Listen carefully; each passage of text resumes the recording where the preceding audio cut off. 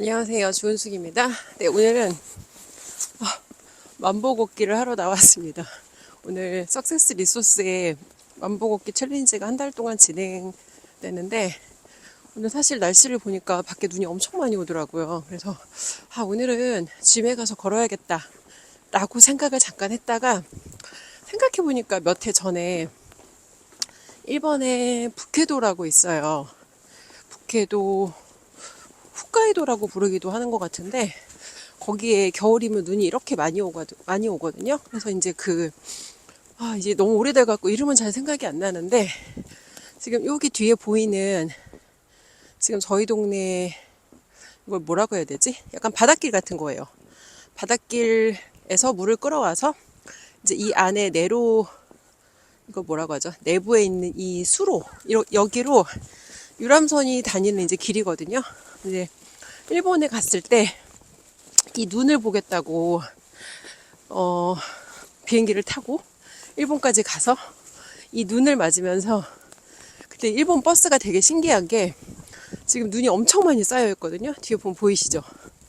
근데 일본에서는 그렇게 눈이 많이 오는데 버스가 속도를 하나도 안 줄이고 그냥 막 달리는 거예요. 그래서 사실 좀 무섭기도 했거든요.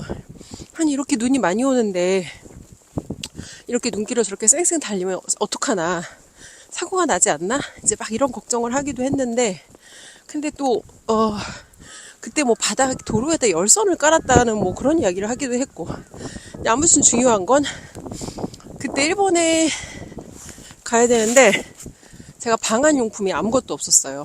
당시에 이제 일에만 미쳐있던 시기였고 일을 제외하고는 일하고 상관없는 건 아무것도 제 인생에 구입을 하지 않던 시기라서 당연히 저는 이제 학원장으로 출근을 했었으니까 제대로 된 패딩 하나도 없었고 당연히 뭐 제대로 된 방한 슈즈 하나 없었고 뭐 하여튼 그런 상태였어요. 그래서 일본에 가려고 여행 경비 이상으로 사실은 준비하는데 비용을 썼거든요. 그리고 이제 일본에 이렇게 북해도를 다녀왔던 기억이 나는데 오늘 저희 집에서 창밖을 바라보니까 딱 오늘 이 날씨와 풍경이 예전에 제가 그때 북해도 갈 때랑 똑같은 거예요. 그래서 아니 내가 그때는 이걸 보겠다고 그렇게 막 만반의 준비를 해서 돈까지 막 처벌 써가면서 그렇게 위험을 무릅쓰고 일본까지 다녀왔는데 내가 왜 방구석에서 가만히 앉아서 이 눈을 구경만 하고 있나, 그런 생각이 문득 들더라고요. 그래서 밖에 나가면 사정이 어떻게 될지 모르니까 이제 만반의 준비를 하고 꽁꽁 싸매고 나온 거죠. 근데 제가 나와서 되게 놀란 게 사실은 차들도 엉금엉금 기어다니고 밖에서 일을 하시는 분들은 사실 굉장히 여러 가지 불편이 많죠. 근데 저희 집 앞에 이제 공사 현장이 있거든요. 1년 좀 넘는 기간 동안 거기서 공사를 하는 것 같은데, 그러니까 보니까 사실은 저 혼자 눈 온다고 방구석에서 방콕하고 있고 다른 사람들은 이 눈이 온다고 자기가 하던 걸 멈추는 사람은 아무도 없더라고요. 그리고 딱 이제 엘베를 타고 1층으로 내려왔는데 이사를 하는 분들이 있더라고요. 진짜 이런 날씨에 오늘 제가 살짝 생각을 해봤거든요. 우리 이사 오는 날 비만 와도 되게 불편하잖아요. 아니 근데 심지어 그 이사를 내가 하는 것도 아니야. 이삿집 업체에서 이사를 다 해주지만 그럼에도 불구하고 우리는 비가 오면 이사 오는 날 되게 사실은 신경을 쓴단 말이에요. 근데 심지어 비도 아니고 피할 수도 없는 이 눈이 오는 날 이사를 하는 분이 있더라고요. 그래서 뭐 그런 말이 있는 것 같긴 해요. 눈 오는 날 이사하면 뭐 잘 산다나? 어쨌건 다 그냥 미신 같은 얘기긴 한데 중요한 건 누군가는 이런 날 이사하는 분도 있다는 거예요. 그래서 제가 되게 좀 반성이 되기도 하면서 일단 나도 나가서 하던 대로 해봐야겠다. 근데 또 그때 나가려고 하는데 참 이게 안전 경고 문자가 오는 거예요. 지금 폭설이 많이 오고 뭐 제가 사는 곳이 바닷가 근처다 보니까 폭설이 많이 오고 뭐 이러하니 안전에 유의를 해라. 근데 사람이 뭔가 하려고 하다가 누군가 그렇게 안전해야 되니까 하지 마라고 하면 사실은 이게 되게 좋은 명분이거든요. 얼마나 사실은 나가기 싫고 나가기 지금 여러 가지 핑계가 있었으면 좋겠다 생각하는 사람한테 안전에 위험하니까 나가지 마. 그럼 이건 사실은 진짜 좋은 핑계란 말이에요. 근데 사실은 또 한 번 거기서 오히려 나가야겠다고 용기를 낸 거죠. 왜냐면 눈 오는 날 이 바깥에 나와서 만보걷기 챌린지를 할 사람은 없을 거란 말이에요.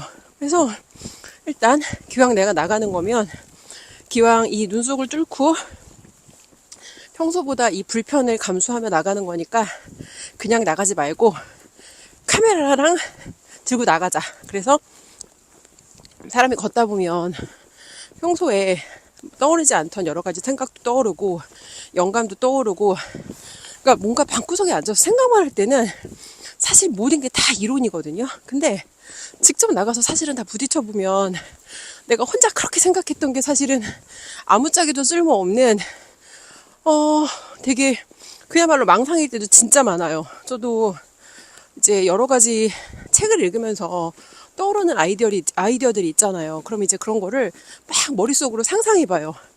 내가 만약에 이런 일을 해서 이런 고객들한테 이런 서비스를 제공하면 어떨까? 이런 막 상상들을 해보는데, 사실 그게 나가서 내가 직접 사람하고 연결돼 보지 않고는 그 모든 게 사실은 다 그냥 아무 의미 없는 사실은 이론일 뿐이라는 거죠. 지금 제가 너무 콧물이 나와서 잠깐 한번 닦아야겠어요. 아무튼 그래서 이제 걷다 보면 뭔가 평소에 떠오르지도 않던 그런 아이디어들이 명확해지는 것도 있고, 그 머릿속에 있는 아이디어는 그냥 하나의 이론일 뿐이라는 거죠. 나가서 내가 정말 작게라도 어떤 실제 내 고객이 될 수 있는 사람들과 접점을 만들어서 뭔가 내가 생각했던 그런 가능성이 실제로 정말 유의미하게 연결될 수 있는 상품이나 서비스화가 될 수 있는지 확인을 해보는 게 훨씬 더 생산적이라는 거죠. 그래서 제가 이제 콜드콜이라는 거를 시작했어요. 드디어 콜드콜이라는 걸 시작한 이유 중에 하나가, 저한테도 뭔가 사실 인간으로 기능이 있거든요. 저도 자영업을 10년 넘게 했고 또 나름대로 제 업의 분야에서는 잘했어요. 동네 학원치고는 그래도 남편 없이 여자 혼자 벌어서 중산층까지 뭐 남한테 이제 사기 안 당하고 뒤통수 안 맞고 여기까지 잘 왔어요. 근데 1년이라는 기간 동안 이제 업이 바뀌다 보니까, 업이 바뀌었다는 표현도 사실은 그래요. 밖에 나가서 무슨 일 하세요라고 물어보면 저도 제가 무슨 일을 한다고 설명을 해야 될지를 모르겠는 거예요. 예전에는 직업이 되게 명확했죠. 학원장이에요. 근데 이제 지난 1년 동안 했던 것들은 뭔가 딱 떨어지는 직업은 사실은 아닌 게 많았어요. 그리고 그 직업을 내가 딱 나는 평생 이 직업으로 계속 간다, 이제 이런 상태라기보다는 사실은 모든 게 다 실험이었던 거죠.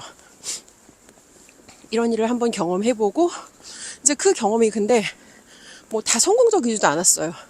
돈 쓰고 시간을 썼는데 알고 보니까 그게 별로 그렇게 저한테 유의미하게 도움이 안 됐던 적도 많고, 뭐 아니면은 내가 뭐 이 일을 정말 내가 잘 맞을 거야, 내가 이 일을 잘 할 수 있을 것 같아, 그래서 시작했던 일인데 막상 안에 들어가 보니까 그 일의 속성이 저랑 잘 안 맞는 것도 있었고, 그러니까 한마디로 저는 계속해서 좀 사실은 다른 사람들한테 어떻게 보여질까에 조금 더 비중을 크게 두고 괜찮은 직업군으로 보이는 일을 하려고 했죠. 근데 이게 참 웃긴 게, 뭐 요즘은 사실 너무 인터넷에서 이거 해서 돈 벌었어요 하는 사람들이 많으니까 우리가 솔직히 그런 말에 되게 쉽게 현혹이 된단 말이에요. 근데 그 사람이 돈 번 거랑 진짜 내가 돈 버는 건 아무 상관이 없어요. 심지어 그 어떤 교육이 오픈이 돼요. 클래스가 오픈이 돼서 그 교육에 되게 많은 사람들이 와요.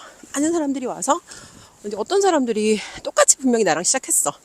같이 우리가 같은 날에 수업을 시작했고, 이제 그리고 중간중간 뭐 카톡방에 누가 어떻게 되고 있다, 막 이제 이런 걸 서로 공유하잖아요. 그러면 분명히 나랑 같이 시작한 것처럼 보이는데 그 안에서 뭔가 빨리빨리 결과를 만들어가는 그런 사람들이 있어요. 근데 그런 사람들을 보면 이제 사실은 막 머리가 복잡해지죠. 저 사람들은 뭔데 저렇게 결과를 빨리 만들었지? 왜 나 아무것도 못하고 있지? 그리고 뭐 이제 그 사람은 뭔가 결과를 만드는데 난 아무것도 못하고 있으면 이런 생각이 들어요. 뭔가 내가 스스로 루저 같고 되게 쭈그리 같고, 아니 왜 똑같은 걸 배웠는데 나는 못해? 사실 되게 괴롭죠. 그리고는 이제 이런 핑계를 대기도 해요. 막 이제 이런 거예요. 아, 저 사람은 저거 하기 전에 그 전에 관련된 분야에서 일도 했고, 또 그리고 저 사람 보니까 저 사람은 되게 성격 자체가 세일즈 같은 거 하기에 되게 자신감도 있고 저 사람 좀 배짱이 있네. 막 이런 또 되게 사실은 어떻게 보면 되게 주접스러운 핑계를 대면서 또 내가 못하는 이유를 막 합리화하는 거죠.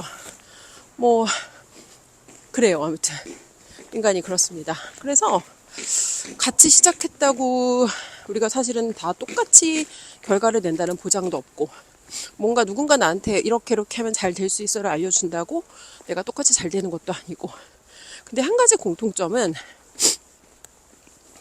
뭔가 결과를 만들어내는 사람들은 보통의 사람들과 사실은 굉장히 다른 패턴으로 생각하고 다른 패턴으로 움직여요.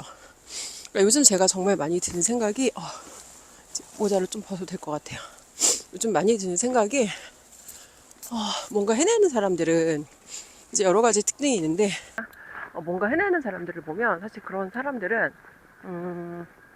일단 자기가 하고자 하는 그 의지가 굉장히 사실 확고하고, 그러니까 주변에서 우리가 뭔가 새로운 일을 한다고 할 때 항상 그 의견에 대해서 여러 가지 반대 의견을 내는 사람들이 있어요. 그게 잘 안 된다느니, 그게 현실적이지 않다느니, 어떻게 너가 그런 거 할 수 있느냐느니, 그러니까 뭔가 우리를 응원하고 지지하고 할 수 있다고 힘을 주는 사람보다, 사실은 그 사람들이 그렇게 하는 건 우리를 사랑해서 그러는 거거든요. 우리가 뭔가 위험한 상황에 놓이거나, 우리가 뭔가 지금보다 더 안 좋은 상태에 놓이거나, 뭔가 지금 내가 하는 일이 그 사람들이 봐서는 합리적이지 않다고 생각하거나 뭐 등등, 아무튼 그 사람들이 우리를 사랑해서 하는 말이라 할지라도 사실 뭔가 내가 새로운 걸 하려고 할 때 주변 사람들의 그런 말을 들으면 스스로 한 번 더 내가 멈칫하게 되고, 또 아니면 이걸 내가 하는 게 맞나라는 또 다시 한번, 안 그래도 내 안에 여러 가지 자기 뭐 회의나 자기 반대의 목소리가 있는데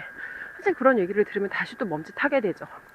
근데 제가 옆에서 봤던 뭔가 정말 남들과 다른 성과, 결과, 아니면 새로운 길을 개척하는 분들, 사실 오늘도 여기 보면은 지금 눈길이라 길이 없거든요. 근데 누군가 먼저 발자국을 찍어주면 뒤에 따라가는 사람들이 그 발자국을 보고 사실 따라가잖아요. 그것처럼 길이 없는 상황에서 길을 만들어 가면서 가는 그런 사람들이 있어요. 예를 들면 저희 멘토님 같은 분이 그런 분인데,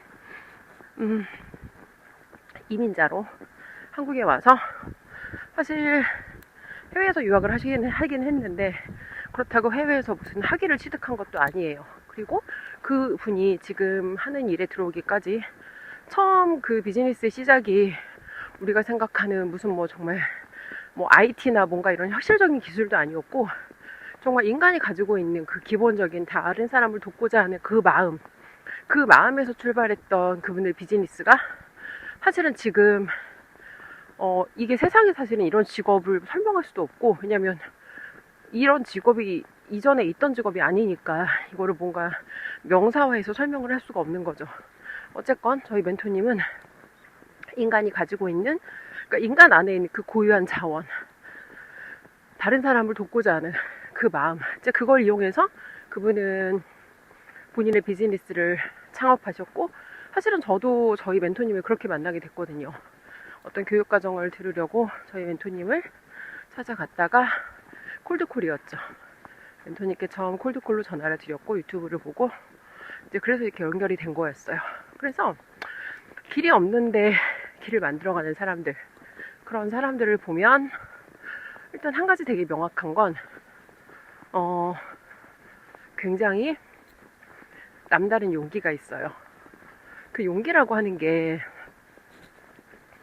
이제 우리가 사실 용기를 가져야 되라는 말은 너무 많이 들어봤고 사실 너무 많이 하는 말이기도 해요. 특히 자녀를 키우는 부모님들이라면 아이들에게 용기 있는 사람이 되라는 말을 많이 하실 거예요. 그리고 스포츠 올림픽이라든지 여러 가지 스포츠 경기에서 사실 그 경기를 본다고 우리가 그거 경기들이 우리한테 금전적인 이득을 주는 건 아니잖아요. 근데 그럼에도 불구하고 우리가 그런 스포츠 정신에 열광하면서 그런 경기들을 보고 뭔가 그런 경기들을 통해서 영감을 얻고자 하는 건 우리가 그런 것들을 봤을 때 잠깐만 이거 너무 풍경이 예뻐서 사진 한번 찍고 가야겠어요. 네, 우리가 그런 올림픽에서 경기를 보거나 그런 선수들이 경기를 준비하는 그런 과정을 볼 때 사실은 다 그게 한 인간의 도전이고 자신이 가지고 있는 한계를 스스로 뛰어넘고자 하는 그런 행위들이거든요. 근데 그런 걸 보면서 우리가 인간으로서 사실은 정말 많은 영감을 받아요. 그리고 그게 직접적인 나한테 어떤 경제적인 이득을 주지 않는다 해도 그런 것들을 통해서 뭔가 내 비즈니스를 할 때 아니면 내가 하는 내 일에 어떤 영감받은 부분을 사실은 적용할 수 있고 그런 게 우리가 그런 누군가의 도전에 관심을 가지고 누군가의 그런 도전을 또 멋지게 생각하고 누군가의 그런 스토리에 우리가 되게 열광하는 이유가 아닌가 이제 이런 생각을 하거든요. 사실 예전에 저는 그런 일들에 사실은 아무 관심이 없던 사람이었어요. 뭐 지금도 사실 막 그런 스포츠나 운동을 되게 좋아하는 건 아닌데 하지만 이제 그건 알겠더라고요. 왜 사람들이 그런 한 인간이 자신의 한계를 뛰어넘고자 하는 그런 도전에 왜 그렇게 사람들이 열광하고 거기에 호응하고 그렇게 거기에 지지를 보내는지 사실 우리 안에는 모두 내가 인간으로서 내가 가지고 있는 내 기능을 최대한 꺼내서 내가 조금 더 가치 있고 쓸모 있는 사람으로 살고 싶은 사실은 다 그런 욕구가 있거든요. 근데 그 내가 가지고 있는 잠재력과 능력을 꺼내려면 사실 되게 용기가 필요해요. 정말 용기가 필요해요.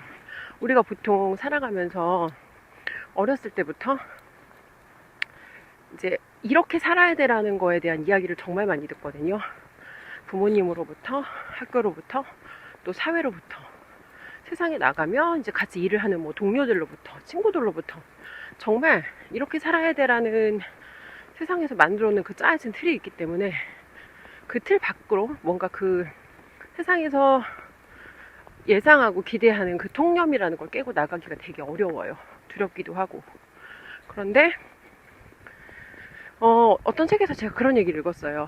우리가 원하는 모든 것들은 두려움 너머에 있다고. 근데 그런 뭔가를 아마 여러분들도 아마 한두 번쯤 생각해 보셨을 거예요.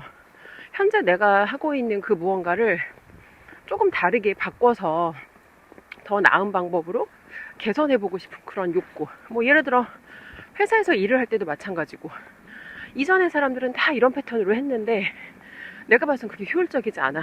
그러면 내가 그 사실을 발견했잖아요. 앞에 사람들은 그 사실을 뭐 알고 안 그랬는지 아니면 몰라서 안 그랬는지 모르겠지만 내가 그 사실을 발견했을 때 그 얘기를 하면 일단 사람들은 자기와 다른 목소리를 누군가 내는 걸 되게 불편하게 생각해요. 그리고 심지어 어떤 내가 이게 회사에 이득이 되어서 그런 의견을 낸다고 해도 회사에서 그런 것들을 한 번에 딱 이렇게 내 말에 동의를 하거나 수긍하거나 왜냐면 앞에서 그렇게 했다는 건 어떻게 보면 그동안 이게 큰 문제가 없었다는 건데 왜 너는 이걸 문제 삼아?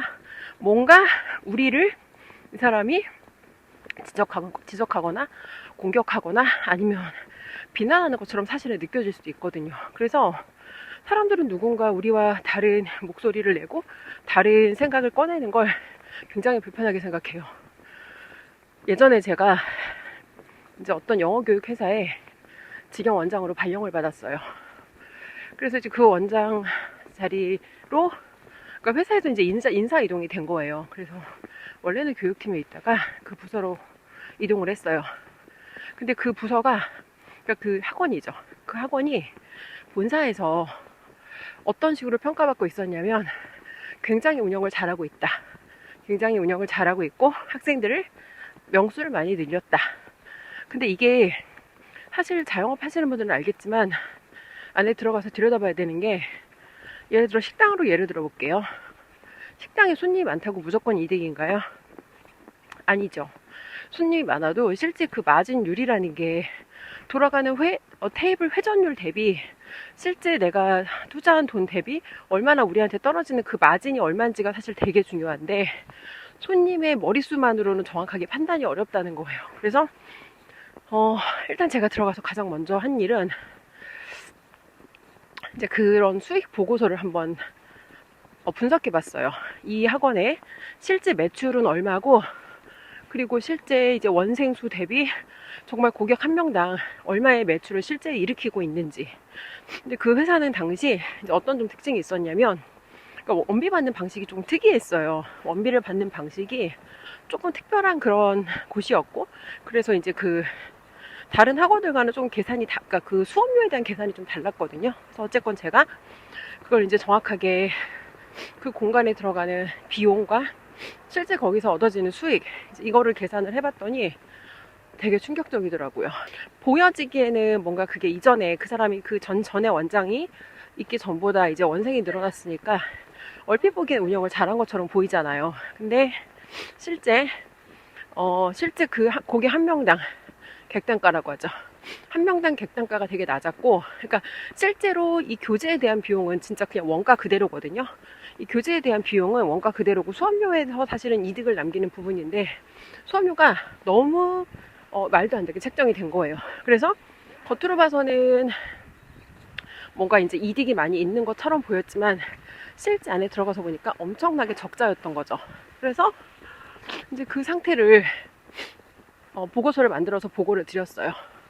그리고 솔직히 말씀드려서 그러니까 제 생각은 거기를 저는 폐업하는 게 맞다고 생각했어요. 왜냐면 자영업하는 분들 아시겠지만 한 달마다 나한테 마진이 떨어지는 게 아니라 한 달 한 달 내가 운영을 할 때마다 고정적으로 정해진 적자에 대한 어떤 그런 비용이 수백에서 1,000만 원까지 이른다고 하면 그 영업장은 사실은 폐업을 하는 게 맞잖아요. 그리고 중요한 게 개선할 수 있는 그게 거의 불가능해요. 왜냐면 자영업은 입지가 1번이거든요.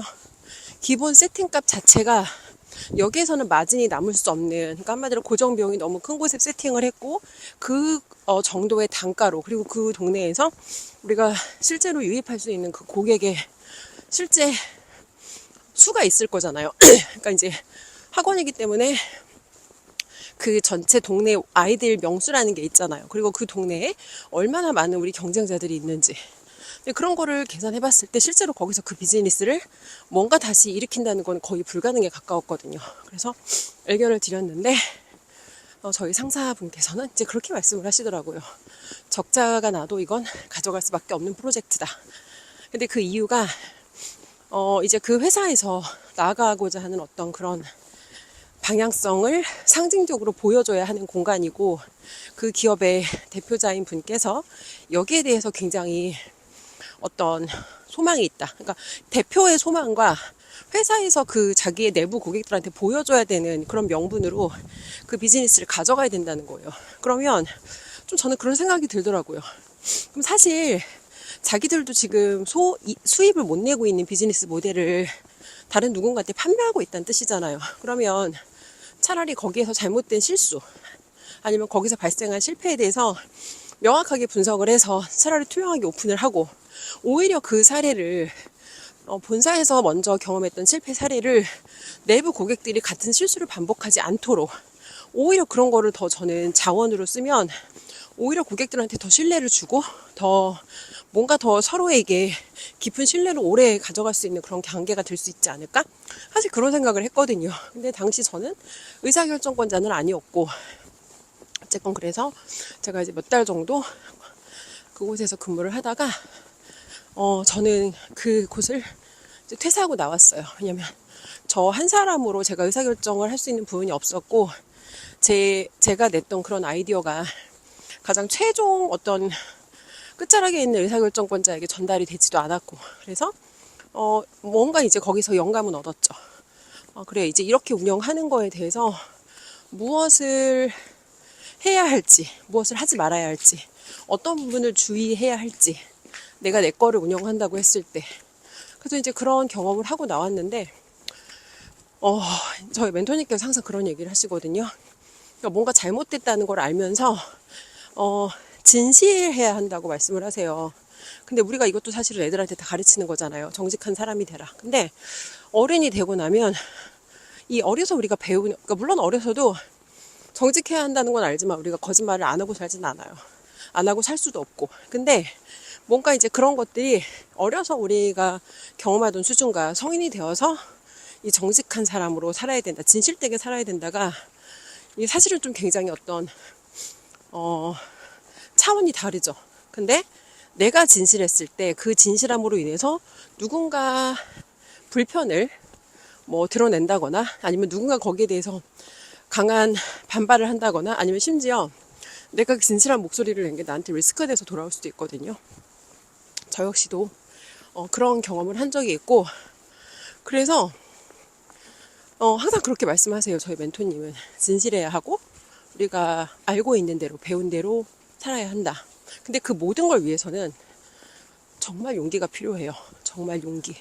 그리고 그 용기는 나를 위한 용기가 아니라, 그러니까 나를 위해서 이기적으로 용기를 내는 게 아니라 다른 사람을 위해서, 이 사람한테 정말 내가 도움을 주기 위해서 그런 용기를 내야 되는 거죠. 앞에서 제가 말했던 제가 학원장 시절에 경험했던 그 사례도 사실 제 이득을 생각했으면 전 어차피 월급쟁이잖아요. 그냥 월급 받고 거기 그대로 있었어도 돼요. 어차피 누군가 그 곳에 와서 사실 그 곳에 그 영업장을 사람들이 굉장히 관심 갖고 뭔가 막 누가 도와주려고 하거나 막 사실 그런 포지션은 아니었거든요. 그러면 그냥 거기서 월급 받고 있다가 경험 쌓고 나가서 어차피 나도 언젠가 내 거 할 생각이었으니까 그냥 조금이라도 경험을 더 하고 나가는 게 사실은 저한테 이득이죠. 근데 저는 그렇게 하고 싶진 않았어요. 회사에 명백하게 손실로 연결이 되어지는 걸 알면서 이제 이거를 내가 모른 척하고 그냥 여기서 뭐 나는 월급 어차피 받는 거니까 그냥 나는 여기서 그대로 있다, 뭐 내 거 할 거 준비되면 나가지 뭐 이러고 싶진 않았어요. 그리고 저도 사실 그때 좀 그런 거를 드러내는 거에 대해서 당연히 두려움도 있었고 당연히 갈등도 있었어요. 왜냐면 사실 그 생각을 했거든요. 아직 나는 밖에 나가서 내 거 할 만큼 경험치도 쌓이지 않았고 아직 자본도 준비가 안 됐는데 만약에 내가 이 얘기 했다가 밉보여서 회사에서 내가 만약에 뭐 잘릴 수도 있고 아니면 뭐 회사에서 나를 정말, 왜냐면 이 사람이 여기에 대해서 이런 부정적인 생각을 가지고 있는데 이 사람을 여기다 두는 게 위험하다고 판단할 수도 있죠. 그러면은 뭔가 이제 다른 어떤 의사결정을 내릴 수도 있고. 근데 어쨌거나 그럼에도 불구하고 제가 그렇게 얘기를 할 수 있었던 건 사실은 저도 되게 용기를 냈던 거였거든요. 근데 그런 것 같아요. 결국 인생에서 우리가 어떤 유의미한 변화를 만들어낼 수 있는 어떤 계기가 되는 사건들은 내가 평소와 다름없이 똑같은 패턴의 행동을 했을 때가 아니라 기존에 내가 갖고 있던 생각, 기존에 내가 갖고 있던 이렇게 살아야 되라는 어떤 세상이 우리한테 강요하는 그런 통념이 아니라 그런 통념을 깨고 내 안에, 저 안에 내면에서 어둡죠. 저 안에 내면에서 들려오는 그런 목소리를 들었을 때, 그리고 그런 목소리에 내가 반응해서 용기를 내서 그 목소리를 내가 내 입 밖으로 꺼내서 드러냈을 때, 사실은 그때가 우리 인생의 어떤 결정적인 터닝 포인트들이 되는 것 같아요. 오늘은 바닷물이 얼었네요. 그렇습니다. 그래서 오늘은 눈이 오니까 눈이 정말 많이 쌓였어요. 이거 보여드리고 싶은데 보여주는 거 어렵네요. 눈이 지금 거의 발목 이상까지 쌓였거든요. 그래서 이 눈이 발목 이상까지 쌓였으니까 오늘 이런 날은 위험하니까 짐에 가서 걸어야지 라고 생각할 수도 있지만 전 이제부터 조금 다르게 살아보려고 해요. 그동안 너무 세상에 여기 청소를 해주시는 분이 있네요. 아이고 감사해라.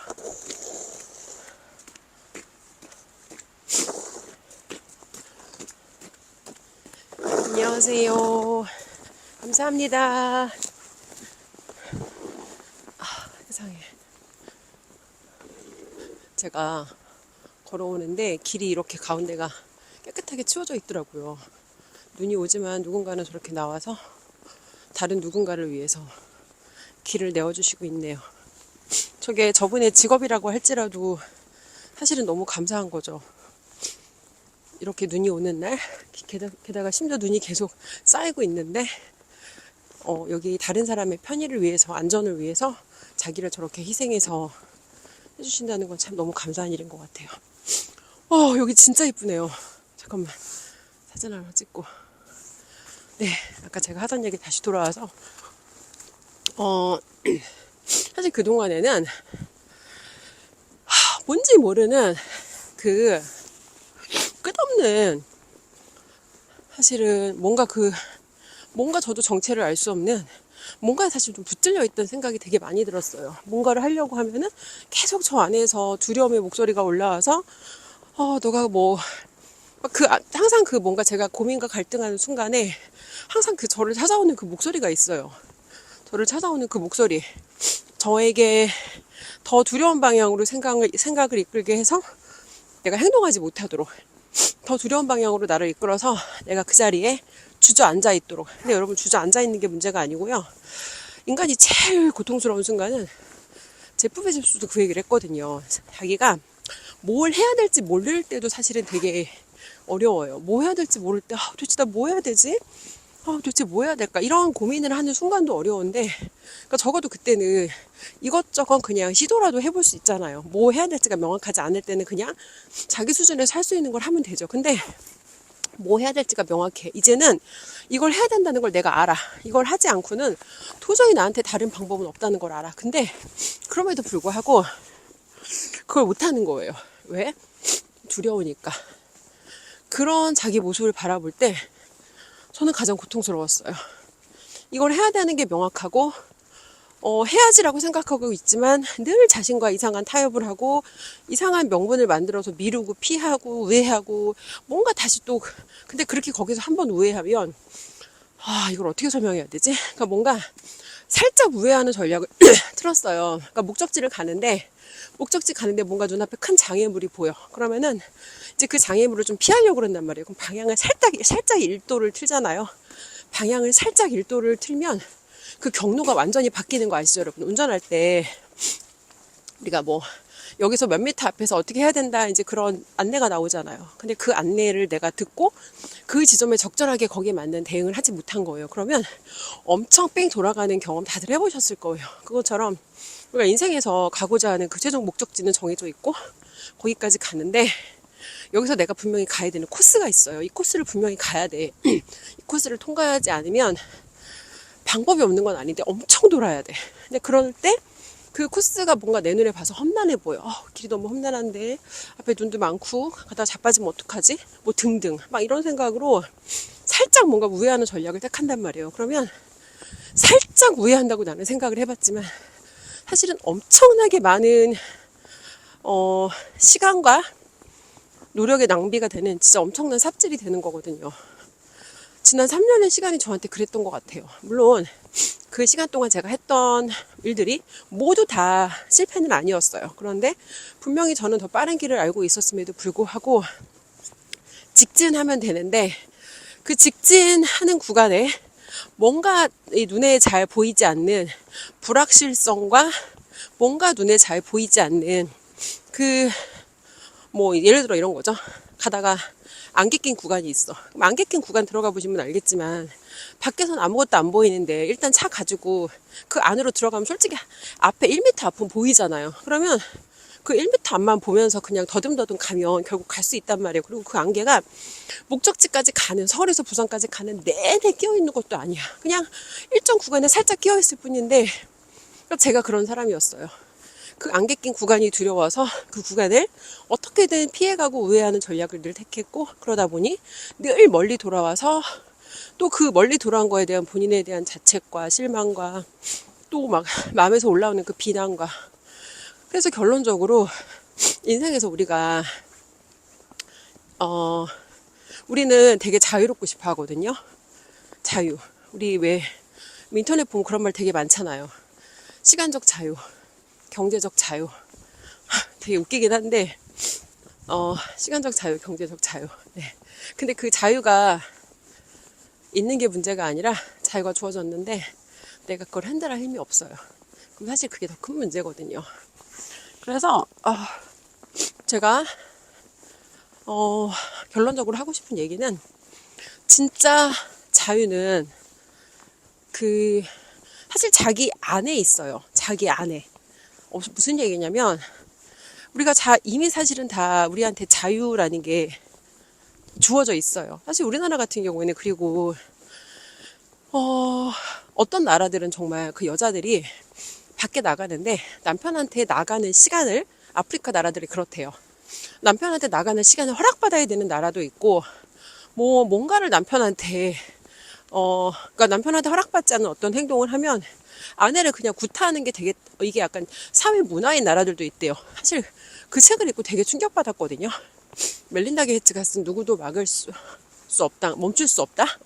이제 기부에 관한 책인데 여자들이 어떤 일부 국가의 여자들이 받고 있는 그런 처우라든지 그런 거에 대해서 나와 있는 내용인데 사실은 되게 충격적이더라고요. 근데 정말 내가 살고 있는 대한민국이라는 나라는 정말 여기 우리는 안정과 자유와 이런 것들이 진짜 많이 보장되어 있는 나라고, 그리고 우리는 사실 우리가 지금 살아가는 중에 반드시 해야 되는 무언가는 없어요. 근데 사람들이 불평불만을 하면서 뭔가를 해요.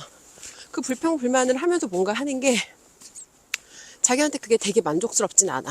그럼 그만두면 되거든. 근데 뭔가 또 그걸로 인해서 얻어지는 혜택은 얻고 싶어. 이런 거죠. 직장이 그렇게 지겹고 지긋지긋하면 오늘 당장 그만두면 돼요. 근데 오늘 당장 그만두면 어떻게 돼요? 내일부터 수입이 끊어져요. 그럼 어때요? 내 생활에 문제가 생겨요. 그러니까 여기서 받는 내 이 처우나 이런 건 못마땅하지만 내가 얻는 혜택은 내려놓고 싶지 않은 거죠. 그래서 불만하면서 그 삶을 유지하는 거죠. 물론 저도 어제까지 저의 삶에 뭔가 내가 만족하지 않은 거에 대해서 마음속으로 불평하면서 그렇다고 그걸 내려놓지도 못하고, 그러니까 그거를 저희 멘토님께서 돌덩이라고 그러거든요. 돌덩이가 무거우면 그냥 당장 내려놔버리면 돼요. 근데 그 돌덩이가 이런 거죠. 별것도 아닌 돌덩이인데 그 돌덩이를 내려놓으면 남들이 나를 어떻게 생각할까? 여기에 대한 사실은 또 갈등이 있는 거예요. 내가 그래도 전직 학원장이었고 나름대로 또 그래도 이렇게 배운 여잔데 내가 이런 여자가 어디 가서 TM 영업하고 콜드콜 같은 거 하고 이러면 사람들이 나를 어떻게 생각할까? 근데 실제로 제가 중간에 그 부동산 판매업에 들어가서 이제 거기서 판매원으로 이렇게 몇 달 근무를 했어요. 근데 그때 정말 그 질문을 많이 들었어요. 도대체 이런 일을 왜 하세요? 근데 그 질문은 사실 이 두 가지 포인트가 있거든요. 첫 번째 하나는 이런 일이라는 걸 자기도 그 일을 하고 있잖아요. 자기도 그 일을 하고 있지만 자기 안에도 자기 직업에 대한 편견이 있다는 거고, 그리고 이 일을 왜 하세요라는 거는 정말 사람들이 궁금해 하더라고요. 그러니까 이런 거죠. 혹시 학원이 망하셨어요? 학원이 망해서 이제 차마 대놓고 물어보지는 못하는데, 그러니까 그렇게 생각하는 거예요. 이 일은 하던 일이 망해야지만 사람들이 찾아오는 일이거나 아니면 이런 일이라고 불러야 할 만큼 스스로 생각하기도 내 일이 격이 낮은 일이거나, 사실은 두 가지 다 아니죠. 두 가지가 다 아니에요. 저도 그 일에 들어가기 전에는 사실 그 일을 그런 일이라고 생각했어요. 왜? 내가 그런 사람이었으니까. 근데 그 일이 중요하지 않아요. 아까 제가 앞에 초반에 저희 멘토님 얘기를 했는데, 저희 멘토님은 처음에 그분께서 뭔가 이제 사람들을 도와주기 시작했던 그 포인트가 되었던 것은 해외 유학하던 중에 이제 건강성의 문제로 뭐 주변에 아는 사람한테 한 어떤 다단계 회사의 어떤 건강기능식품을 소개를 받았고, 다단계 회사에서 그렇게 배웠어요. 다른 사람을 도와줘야 네가 성공한다. 그래서 제가 여쭤봤어요. 멘토님은 언제부터 그렇게 이 다른 사람을 도와주는 거에 대해서 언제부터 그런 마음을 가지고 있었냐고 이제 여쭤봤더니, 어려서부터 물론 그런 기질이 있었어요. 어려서부터 조금 좋은 유전자의 씨앗, 그러니까 착한 마음을 가지고 있는 분이긴 했는데 그런 말씀을 하시더라고요. 그 다단계 회사에서 감사합니다. 그 다단계 회사에서 다른 사람을 도와줘야 성공한다고 배웠대요. 그래서 그 말을 정말 진짜 그대로 문자 그대로 믿으신 거예요. 그리고 그때부터 계속 어떻게든 다른 사람을 도와주려는 그런 사실 그때 저희 멘토님 나이도 어렸거든요. 20대 초반에. 근데 그때 그 진짜 20대의 순수한 마음을 가지고 다른 사람을 도와줘야 내가 잘 된다니 그 믿음으로 계속해서 한우를 파신 거예요. 저희 멘토님이 20대 30 초반쯤이셨겠구나. 30 초반쯤에 이제 찍은 영상을 얼마 전에 보여주셨는데 솔직히 그 영상을 보니까 너무 눈물이 나더라고요. 왜냐면 그 어린 나이에 청년이 사람들을 도와주고 싶다고 말하는 그 순수한 마음과 그 사람의 진정성이 느껴져서, 그리고 이제 그 후에 제자들을 많이 성공시키셨어요. 제자들을 억된 봉자를 만들었고, 저희 멘토님 만나서 이제 뭔가 경제 문제를 대부분 다 해결하려고, 한마디로 돈 벌고 싶어서 저희 멘토님하고 다 연결이 되거든요. 근데 이제 그렇게 연결됐던 제자들 중에서 돈을 벌고 나니까, 그러니까 멘토님이 해주시는 말들이 사실은 되게 아파요. 아프고, 근데 왜 아프냐면 현재 내 꼬라지가 그거고 내 주제가 그건데, 그걸 되게 솔직하게 그냥 다 깨부셔서 드러내 주시거든요. 그러니까 처음에 인정하고 싶지 않아요. 왜?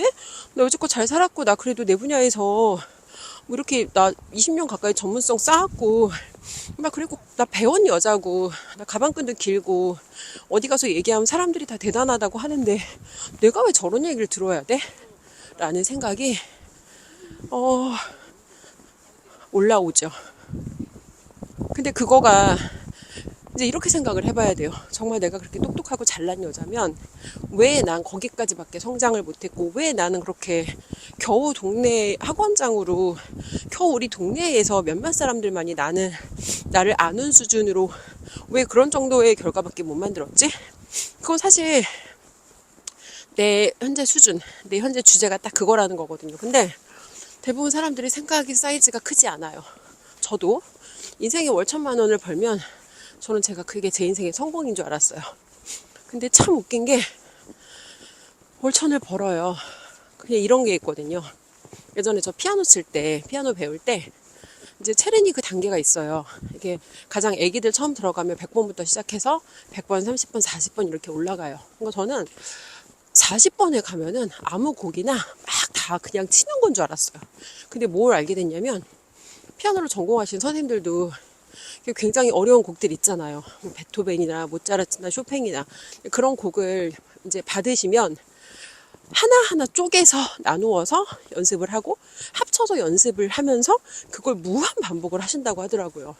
그래서 어느 정도 우리가 인생에서 뭔가 이제 그 성장의 경지에 올랐다고 해서 사실은 달라지는 게 아무것도 없어요. 예전에 하던 거 그대로 해야 되고요. 그리고 자기가 자기 인생이 그거를 목표라고 정했으면 그 목표를 달성하고 나서는 사실 그 후에 뭔가 다음 레벨로 올라가려는 그런 시도를 하지 않으면 그때부터 사실 떨어질 일만 남아있어요. 저도 그래서 되게 두렵고 불안했어요. 열심히 해서 여기까지는 왔는데 뭘 더 해야 될지를 모르겠더라고요. 뭘 더 해야 돼? 그리고 제가 할 수 있는 유일한 전략은 제 시간과 에너지를 갈아 넣는 거였죠. 그래서 건강을 잃을 때까지 갈아 넣었어요. 근데 그렇다고 내가 한 게 정말 되게 창의적이고 되게 뭔가 막 획기적인 건가 하면 사실 그렇지도 않아요. 근데 그거라도 안 하면 내가 너무 불안하니까. 근데 그때 제가 그렇게 시간을 보냈던 게 사실은 객관적으로 정확하게 보면 저는 가짜 노동을 한 거예요. 제 마음에 있는 그 불안을 잠재우기 위해서 가짜 노동을 했고, 가짜 노동을 하니까 당연히 뭔가 그게 생산성으로 연결은 안 되죠. 어제 저희 멘토님께서 그런 얘기 하시더라고요. 효율성에 집착하지 말아라. 자꾸 우리는 근데 머리를 계산하려고 그래요. 눈이 이렇게 많이 오니까 밖에 나가면 춥고 미끄럽고 위험하겠지? 집에 그냥 가만히 있을까? 뭐 이런 계산을 자꾸 하려고 그래요. 그리고 이 세상이 사실은 되게 살기 좋아졌잖아요. 살기 좋아지다 보니까 우리한테는 불필요한 정보도 너무 많아요. 뭐 예를 들어 눈이 온다고 그 안전문자 보내주는 거 감사하죠. 근데 우리한테 그런 주는 정보들이 모두에게 사실은 도움이 되거나 모두에게 되게 유의미한 정보는 아니고, 그런 정보들로 인해서 누군가는 행동하려던 누군가는 그 어떤 누군가가 뭔가 승부에 책임 없이 하는 그런 조언으로 다른 누군가의 사실은 어떤 그 사람의 인생의 터닝 포인트가 될 수 있는 그런 기회들을 우리가 막을 수도 있다는 거예요. 그래서 저희 멘토님께서 그런 이야기를 항상 또 많이 해요. 개입하지 말아라. 그러니까 이거는 사실 대표님의 메시지이기도 하지만 나심 니콜라스 탈레브라는 안티프레질 저자의 메시지이기도 하거든요. 개입하는 거는 프레질한 거고 개입하지 않는 게 안티프레질한 거고, 프레질이라는 거는 이제 부서지기 쉬운 거예요. 그래서 뭐 예를 들어 유리잔이라든지 사기잔이라든지 이런 거는 어떤 변동성이 생겼을 때 깨지기 쉽잖아요. 근데 안티프레질은 그런 충격을 입음으로써 오히려 더 유익함을 얻는 거예요. 그래서 내가 어떤 문제 상황, 어떤 고통스러운 어떤 역경, 이런 것들을 경험함으로써 이게 단단함하고 또 차원이 다르거든요. 오히려 내가 그런 것들을 에너지원으로 써서 그런 상황에 내가 더 다양하게 그런 변동성을 통해서 오히려 더 성장하는 거죠. 그러니까 외상후 스트레스라는 말이 있잖아요. 근데 이 외상후 성장, 그런 충격과 고통과 아픔과 시련과 역경과 실패, 뭐 좌절, 뭐 이런 거를 경험하면서 내가 오히려 그런 것들을 자양분으로 오히려 내가 성장할 수 있다는 거예요. 근데 지난 10년 동안 제가 했던 가장 큰 그리고 나쁜 실수와 선택은 지금 이게 눈길이 보면 길이 미끄럽잖아요. 근데 그 스키나 보드 같은 걸 배우러 가면 제일 먼저 넘어지는 것부터 가르치거든요. 왜냐면 이게 넘어지는 거를 잘못 넘어지면 크게 다쳐요. 그래서 저는 10년 동안 되게 안 넘어지려고 노력했어요. 최대한 안 넘어지려고 노력했고, 최대한 틀리지 않으려고 노력했고, 그냥 그러다 보니까 안 넘어지고 안 틀려보다 보니까 틀리고 넘어지는 게 너무 무서운 거예요. 너무 무섭고 그때부터는 뭔가 행동을 할 수가 없는 거죠. 왜? 넘어지면 죽을까봐.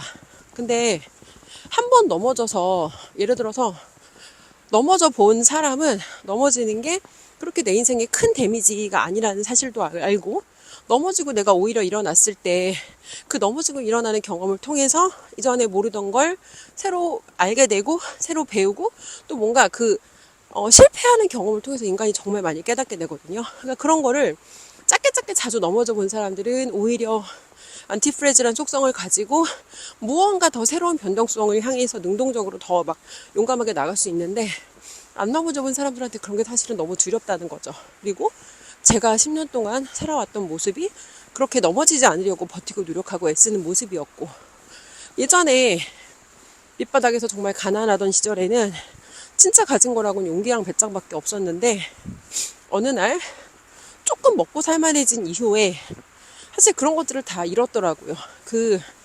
정말 좁쌀만한 돈을 버느라 어떻게 보면 그 용기랑 어떤 배짱이라는 걸 인간이 가질 수 있는 정말 최대의 좋은 자원이거든요. 그리고 그런 것들이 오히려 그 사람이 갖고 있는 그런 부족함, 그 사람이 가지고 있는 결핍, 그런 것들이 사실은 어떤 사람이 성장하는 데 엄청난 원동력이 되기도 하고요. 근데 많은 사람들이 중산층까지 올라온 이후에는 더 이상 그렇게 살고 싶어 하지 않죠. 왜? 그동안 너무 힘들었거든. 여기까지 온 것도 만족스럽고. 근데 저는 이제는 다르게 살아보려고 합니다. 여러분, 우리가 유튜브나 다른 사람 이야기가 나오는 그런 프로그램을 왜 본다고 생각하세요? 저도 그게 좀 궁금했거든요. 왜 우리가 누군가의 이야기를 들어보려고 하거나, 왜 우리가 다른 사람들이 등장해서 그 사람들의 일상이 담긴 그런 콘텐츠를 소비하지? 근데 그 이유가 저는 이거라고 생각해요.